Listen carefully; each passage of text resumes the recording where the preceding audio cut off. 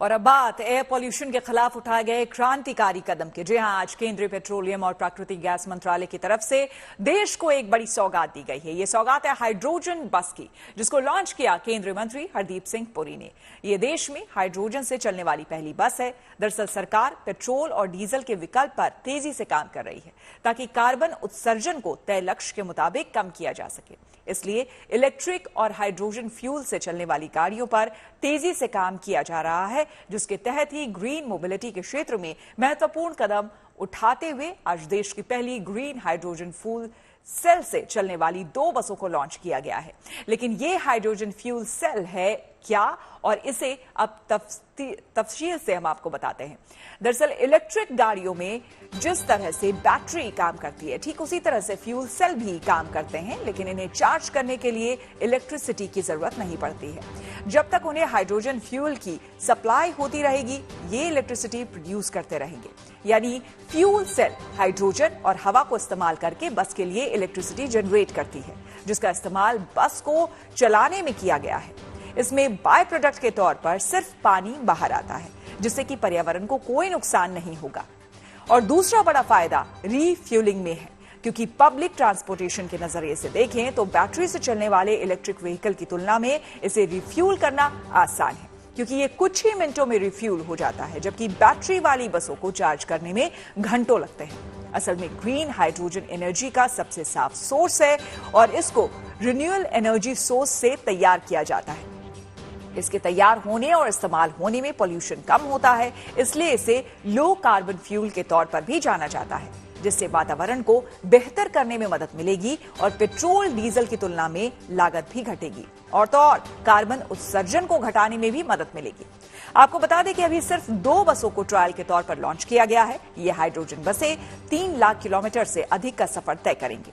दिल्ली के साथ साथ हरियाणा और यूपी के कुछ तय रूट पर ऐसी 15 हाइड्रोजन फ्यूल सेल बसें चलाने की योजना पहले चरण में सरकार बना रही है।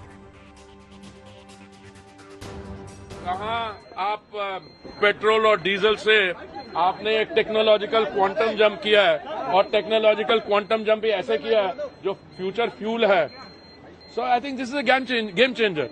वो तो हमेशा कहते आ रहे हैं, बट होता क्या इन चीजों में, somebody has to step up and produce the first manifestation of something that runs on green hydrogen, these buses।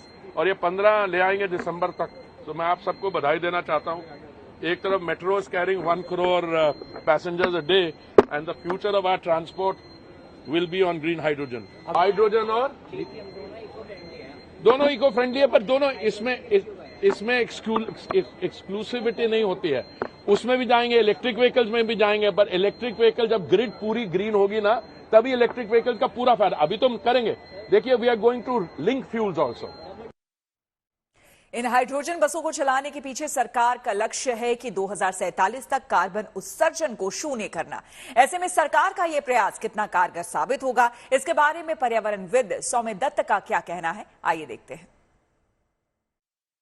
सच में यदि हाइड्रोजन बस व हाइड्रोजन ट्रांसपोर्टेशन से कार्बन उत्सर्जन को कम करना है, तो आपको जो जेन्युइन ग्रीन हाइड्रोजन, जहां आपको पानी का बिजली से जो सौर बिजली व पवन ऊर्जा, सोलर एंड विंड एनर्जी, उससे यदि पानी को इलेक्ट्रोलिसिस करके हाइड्रोजन बनाया जाए, तभी जाके थोड़ा सा कार्बन उत्सर्जन कम होगा। अभी दिल्ली के लिए सबसे अच्छा जो कार्बन उत्सर्जन जो अपना पब्लिक ट्रांसपोर्टेशन से कम करने का जो तरीका है, वो है दिल्ली में अभी काफ़ी इलेक्ट्रिक बसेस आ चुका है और काफ़ी इलेक्ट्रिक बसेस आने का प्लान भी है। यदि दिल्ली सरकार और साथ में भारत सरकार मदद करे और भी इलेक्ट्रिक बस लेके, और इलेक्ट्रिक बस को चार्ज करना जो होगा जो बिजली से, वो बिजली सौर ऊर्जा और पवन ऊर्जा से लाए, जो हमारा अभी के लिए जो ग्रीन इलेक्ट्रिसिटी बोला जाता है, रिन्यूएबल, तो तभी जाके सचमुच में जो वेल टू गेट, मतलब जहां आपने प्रोडक्शन कर रहे हो, उत्पादन कर रहे हो, और जहां से आपको इस्तेमाल कर रहे हो, ये दोनों का बीच में बहुत स्टेप होता है। तो ये यदि करे तो कार्बन उत्सर्जन कम होगा पूरी मात्रा में। जिस हाइड्रोजन बस को लेकर इतनी चर्चा हो रही है, आखिर ये दूसरी बसों के मुकाबले कैसी दिखती है, इसमें यात्रियों के लिए क्या सहूलियत है, ये बता रही हैं हमारी सहयोगी अनामिका गौड़। ये जो बस है ये अब दिल्ली की सड़कों पे उतरेगी।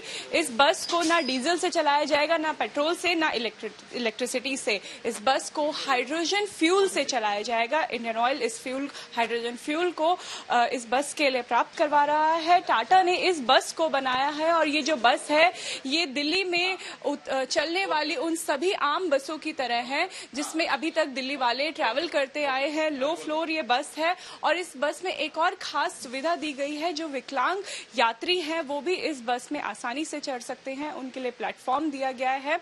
पेट्रोलियम मिनिस्टर हरदीप सिंह पुरी ने इस बस का 25 तारीख को सुबह इनॉग्रेशन किया है और ऐसी और भी बसें चलाने की शुरुआत अब अलग अलग शहरों में की जाएगी। राजधानी दिल्ली में ये पहली ऐसी 2 बसें हैं जो चलाई जा रही है और कोशिश की जा रही है कि ऐसी और बसें अन्य शहरों पे भी चलाई जाए ताकि जो कार्बन उत्पाद होता है, उत्सर्जित होता है ऐसी बसों से, उसे कम किया जा सके।